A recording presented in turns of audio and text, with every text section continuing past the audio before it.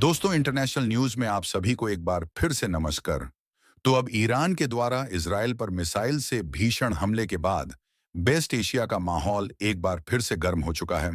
और इस बीच दुनिया भारत की ओर देख रही है, क्योंकि अभी तक कई देशों के बीच चल रहे युद्ध में जिस भारत का जिक्र भी नहीं होता था, वह भारत इस बार ईरान और इजराइल की जंग के बीच केंद्र में आ चुका है।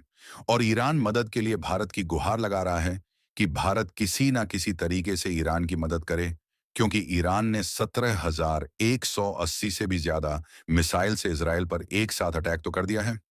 लेकिन इसके बाद इजराइल भी शांत नहीं बैठने वाला, और उन्होंने सीधा ईरान को धमकी दिया है कि वह इसके जवाबी हमले के लिए तैयार है। और ईरान को इसमें डर है कि कहीं इजराइल परमाणु बम से हमला ना कर दे, इसलिए ईरान भारत से मदद की गुहार लगा रहा है। फिलहाल भारत ने कुछ मामलों में तो पहली बार ईरान और इजराइल को लेकर एडवाइजरी जारी की है, लेकिन दूसरी तरफ भारत के लिए भी एक नई मुसीबत खड़ी हो गई है, क्योंकि भारत की जो एनर्जी सिक्योरिटी है वह पूरी तरीके से खतरे में आ चुकी है। और तो और मिडिल ईस्ट में तनाव पैदा होने के कारण व्यापारिक रिश्ते में भारतीय कार्यबल के लिए बहुत बड़ा खतरा पैदा हो गया है। यहां तक कि मिडिल ईस्ट में जो भारत का फ्री ट्रेड अग्रीमेंट है, उस पर भी नई आफत टूट पड़ी है, जिससे भारत जल्द ही कोई ना कोई कदम उठाने पर मजबूर हो सकता है। इस वीडियो में विस्तार से समझेंगे कि ईरान और इजराइल के बीच नए युद्ध के मोड़ पर भारत किस तरीके से अटक रहा है, और साथ ही यह भी आपको बताने वाले हैं कि भारत पर कौन सी नई मुसीबत टूट पड़ी है और इससे भारत किस तरीके से निपटेगा।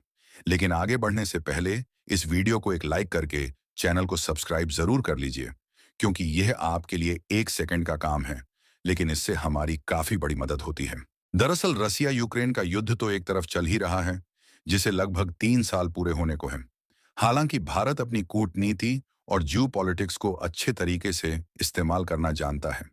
इसीलिए ऐसे समय में भी जब दुनिया के बड़े बड़े देशों की अर्थव्यवस्था कमजोर होने लगी, तब भी भारत अपनी अर्थव्यवस्था मजबूत तरीके से कंट्रोल किए हुए है।